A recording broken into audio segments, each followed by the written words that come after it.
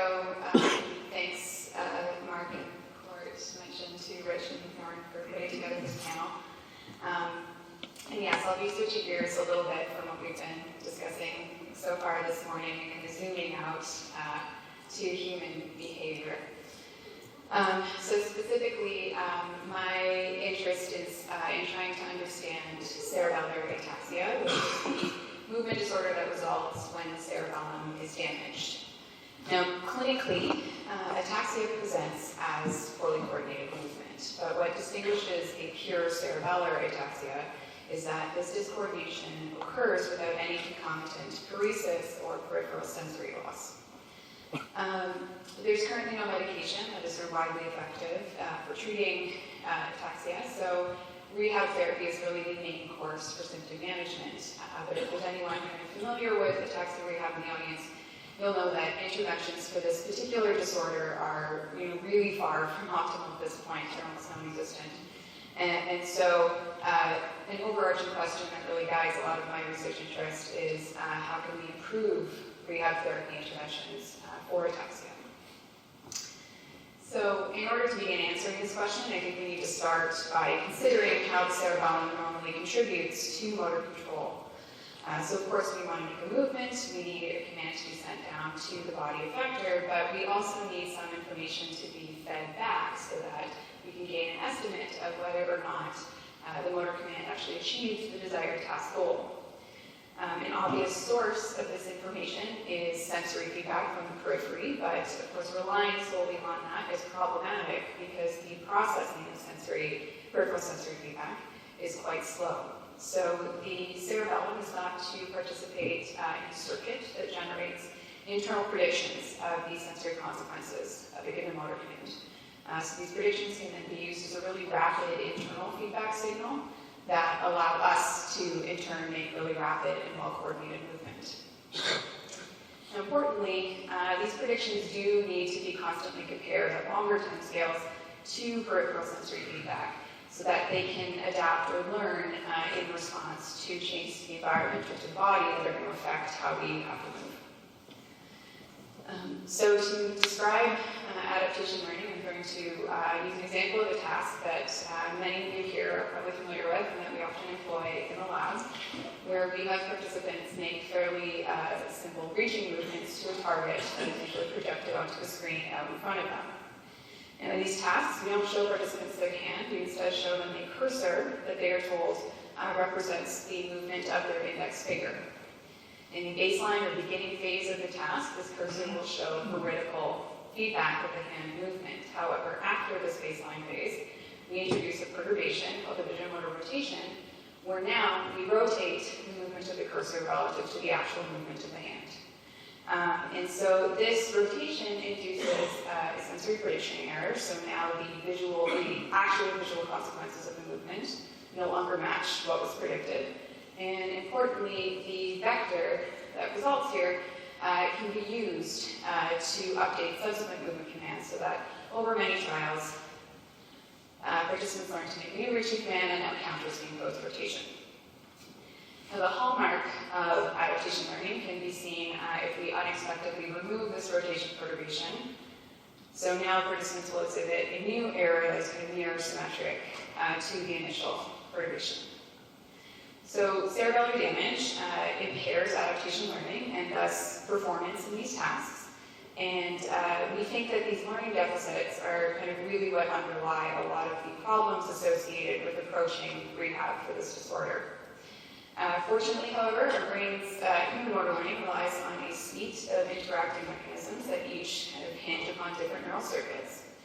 And one such circuit, reinforcement learning, may be a little bit less cerebellar than what we think. Rather, it may depend a little bit more on dopaminergic circuitry in the midbrain, but importantly, for kind of how we think about it, it uses different information to learn. So cerebellum-dependent adaptation requires that vector error signal to update movements, but a reinforcement learner uses binary information about movement outcome, so success or failure, and then learns through a process of exploring all the possible task solutions and then slowly biasing behavioral output towards those solutions that yield the most rewarding outcomes. So for the reaching task that I described to you in the previous slide, we can kind of upregulate this learning through a fairly simple manipulation, which is to remove the cursor feedback throughout the reach. And so what we've done here is take away access to that vector error, at least in the visual domain, which we think is kind of the dominant vector error in these tasks. And instead, what we provide is a binary signal at the end of the movement, so the target changing color, or we play a tone that indicates whether the participant's reach accurately countered the imposed rotation. So, with that, I'm going to present today the results of 3 studies. In the first study, I asked whether cerebellum patients can learn better with binary reinforcement feedback than with online vector error. I'll show you that the answer is yes, but the learning is slowed compared to age-matched control participants. In the next study, I'll ask why this learning is slowed after cerebellar damage. And I'll show you some data that suggests it may be due to increased variability from what I call motor noise, and I'm going to explain more clearly as we get there, that we think makes this reinforcement learning less efficient. And finally, I'll ask a bit of a different question, which is, although it's slow, it does work better than what we currently have available. So I'll ask whether reinforcement training can now be used to improve something that's actually relevant to patients' ataxia. And I'll show you some new data that suggests that maybe the answer is yes. So to first ask whether cerebellum patients can learn better with reinforcement feedback, we had a group of subjects come in and perform the task that I just described. So they had to make 10 centimeter reaching movements and learn to counter a 15-degree vision motor rotation. In this task, we directly compared their performance between 2 feedback conditions. So in the error-based case, they were given online cursor feedback throughout their reaching movements. And in the reinforcement task, we took away the cursor and instead had the target turn green every time their reach successfully countered the rotation. For the error-based adaptation task, we employed a gradual rotation paradigm. So just to orient you to this figure, I'm showing you target rotation plotted over trial number. You can see that after an initial baseline phase, the rotation is applied in 1-degree steps over 320 trials, and this is followed by a retention phase where we remove all outcome feedback, and participants are simply asked to keep reaching to the target in the way that they feel is the most accurate. For the reinforcement task, we wanted to approximate a gradual perturbation. So the way we did this is by employing a shaping method that we call closed loop reinforcement. So in this method, basically you take a running average of whatever the rewarded dimension of the task is. So in this particular case, it's the endpoint rectangle. And after the same baseline phase, we impose the perturbation by starting to reinforce reaches that fall between the participant's average performance and the new rotated target position. So after this perturbation phase, they then went through the same retention block as in the error-based task. So to show you what we found quickly, I'll start with the error-based task. So to orient you here, I'm showing you the endpoint reach angle plotted over trial bin. And our cerebellar group is shown in orange. A group of age and gender matched controls are shown in gray. And what you can see is if you look through baseline perturbation, is that I will say, although it looks like the cerebellar group learned about as well as the control group, I don't have time to get into it today, but I'm happy to talk about it. This was actually due to compensatory online feedback control. And in line with this, you can see that in the retention block, as soon as we remove the cursor feedback, the cerebellar group reaches go right back to baseline. So no new reaching pattern had actually been stored. Now this is in stark contrast to what the exact same participants did in the reinforcement case. So it's the same groups, I'm just plotting them in different colors, and what you can see is that our cerebellar group here in magenta, although there's an offset at baseline, the actual delta value from baseline to the end of perturbation is about the same as the control group, but what's critical is as soon as the outcome feedback was removed, they held on to the reach angle really, really well. And so again, if we look at the total learning, so that's just the delta value between end of perturbation and the baseline, you can see that it looks like both groups are performing similarly in the 2 tasks. But if you look at the early and late retention, which is here expressed as a percentage of the end of the perturbation phase, you get this nice dissociation where there's almost complete retention in the reinforcement task and really no retention in the error-based task. So at first blush, this was good. It suggested that they did learn better with binary feedback. But one thing you might notice is if you look at the early perturbation phase of the reinforcement task, the cerebellum group is actually learning quite a bit more slowly than the control group. So over our next study, we asked why this is the case. And so to try to answer that question, we developed a fairly simple mechanistic model of our task, where we modeled the reach angle produced on each trial as being a function of whatever the internal estimate of the correct movement was on that trial, plus random draws of variability that were stemming from two broad sources. So the first source we term exploration, but what it really means is that it's the trial-to-trial variability that the motor system can estimate and can learn from. So how much of your movement do you know about? The other draw variability came from what we call motor noise, but could equally be thought of as sensory noise, and basically corresponds to the trial-to-trial proportion variability that cannot be estimated and thus cannot be learned from. And so the way this model learns is quite straightforward. If the reach is executed and it is rewarded, your new estimate of the correct reach angle is a function of whatever your previous estimate was, plus the amount of that trial-to-trial variability that could be estimated. And so we use maximum likelihood methods to fit two parameters that correspond to the standard deviations of the distributions that give rise to these exploration and noise draws. And we fit the model to each individual subject's data, but just to give you a really quick view of how well our model did at reproducing the data that we saw, I'm just going to show you the group mean results. So these are the same cerebellum group as before, the same older control group, and I've just layered on top a group of younger college-age controls. And you can see that if you take the mean of all the individual simulations, our model did a pretty decent job of reproducing the behavior that we saw. But importantly, if we take a look at the parameter fits, starting with motor noise, you can see that a significantly greater proportion of the variability for cerebellum patients came from this motor noise term. And a relatively small proportion of their variability came from the exploration term. So what this means is that the bulk of their trial-to-trial change in behavior could not be estimated by the motor system. And so they could only ever really update in response to reward by these really small increments. We think that that was sort of what was underlying the slow learning. So the next step, of course, is to test this model prediction. So we did that by adding external variability and thus increasing the motor noise term in a group of healthy participants to see if we could replicate the deficit that we saw in our patient group.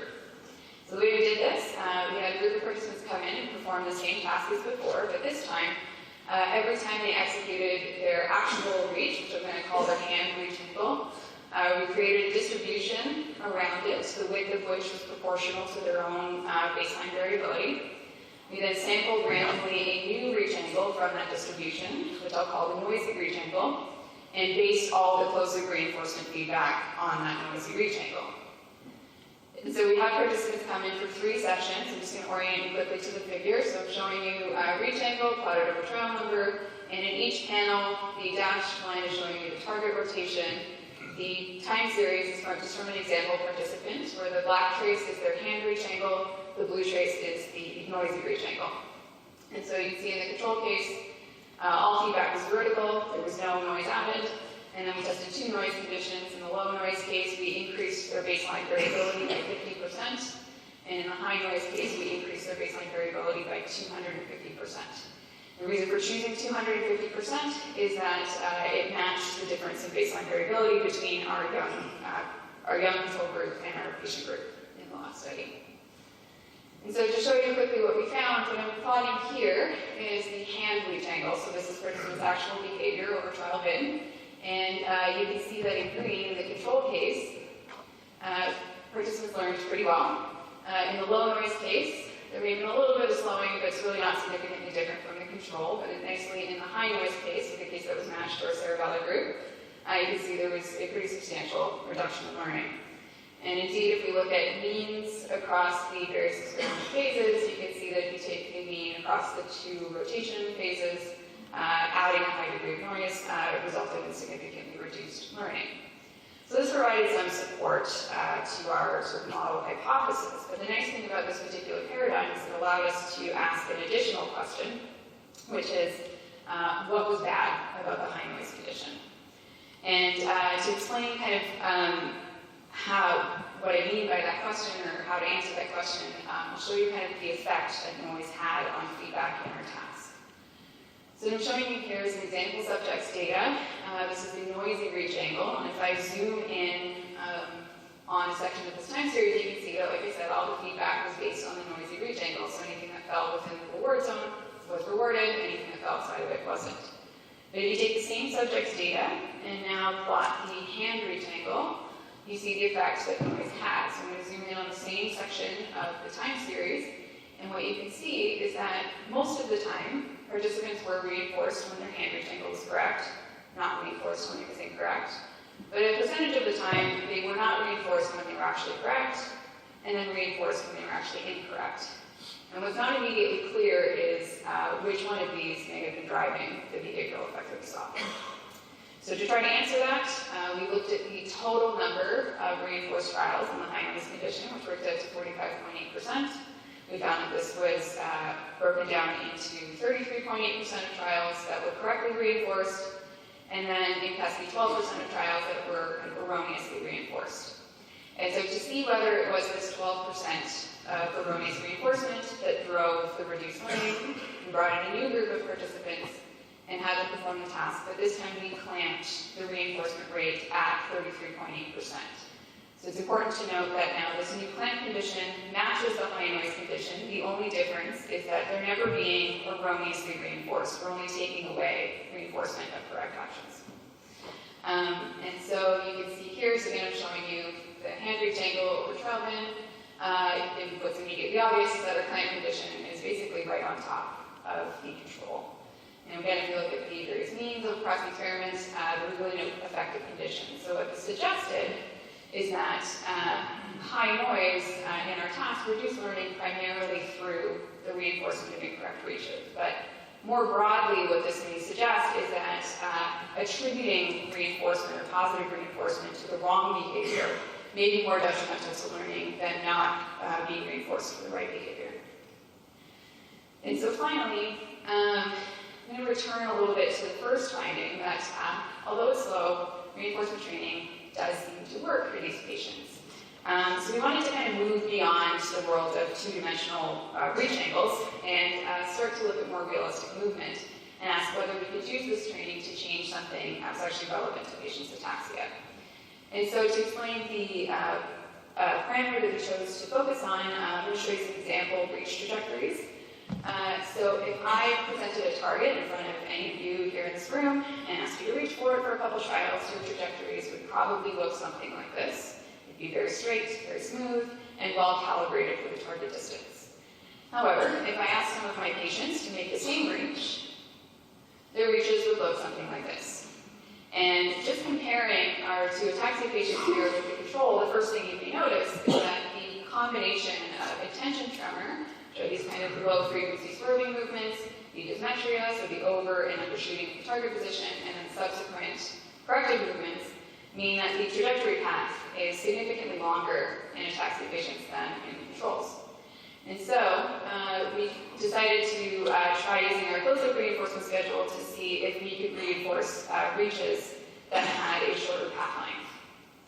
And to try to make the movement a little bit more realistic, we moved the task into a virtual reality setup, so now we can move in three-dimensional space. So we interfaced our motion capture system with a VR headset and had participants make movements between a home position and a target in space. Of course, the purpose of using VR here is so that I can manipulate what they can see. We looked at a training case, so we compared two baseline phases, one where they could see their hand, one where they couldn't. They went through a block of trials with the reinforcement training, and then we looked at two retention blocks. So in the first, we removed the output feedback but kept the visual feedback off. And then we followed this with a retention block where we turned the visual feedback back on to see if they would just go back to baseline or still be able to hold on to it. And, we compared this to a control case that was basically exactly the same. The only difference is that instead of receiving the reinforcement training, the participants went through a block of mass practice, which is simple repetition. To be included in the task, I should say, participants had to actually exhibit a baseline impairment. Ataxia comes in many flavors, and not everybody shows impaired limb control. So we had a cutoff of 120% of the straight line, which is kind of the upper limit of what healthy controls will kind of perform at. And so, just to show you what we found, what I'm applying here is the results from the training condition. So this is path length expressed as a percentage of a straight line over trial min. You can see that at baseline, our participants are sitting at about 30% greater than the straight line, but nicely, by the end of training, they get down to kind of the upper limit of what is considered a sort of normal reach. But nicely, they hold on to this really well in the retention block, and although it's not perfect, they continue to hold on to it decently well, even when we turn feedback back on. Now, this is very different than what we saw in the control case, where again, at baseline, we're sitting at about 130% of a straight line.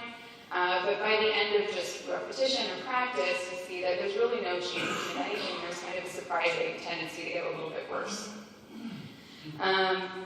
So just to give you a quick idea of what some of these trajectories actually look like, I'm just going to go through an example subject. So starting with the training condition, looking at baseline, you can see that his average reach is quite irregular. When we remove feedback, stays irregular. But by the end of the reinforcement case, on average, he was pretty straight and smooth, much smoother at least at baseline. He maintains this pretty well in the retention block, and then even when we turn feedback back on, it's not perfect, but it's still much better than baseline. If we look at the control, however, you can see first baseline is pretty regular, second is the same, and in practice, still the same, and then, of course, nothing changed in both retention blocks. And so, just to finish up, I'll just go over some quick summary statistics. I'll outline the phases of the experiment with these colored bars here. So looking at mean path length, we can see that our training intervention did significantly reduce path length, so that's good. That's what we set out to do. But nicely, we also saw a significant reduction in the within-subject variability. So they're producing straighter movements, and they're doing so more consistently. But importantly, this difference between conditions is occurring without any significant difference in velocity. So it's not like they're moving much more slowly here, and that's why they're doing better. So with that, I'll sum up here. So what I've shown you today is that binary reinforcement can improve motor learning following cerebellar damage over vector error feedback. But it seems like cerebellar damage may increase trial-to-trial variability that cannot be estimated by the motor system. In other words, you can think of this as they don't have a very good sense of their own movement, and this reduces the efficiency of reinforcement learning by making the interpretation or credit assignment of the feedback more difficult. And finally, though, despite the fact that it's slow, it seems like there's some promise that it can be used to alter a higher dimensional component of the movement that is actually relevant to their task. So my current work is studying how this learning generalizes, and we're doing some work to really suss out what the actual underlying mechanism of benefit is. So quick acknowledgements, of course, to my postdoc advisor, Amy Bastian,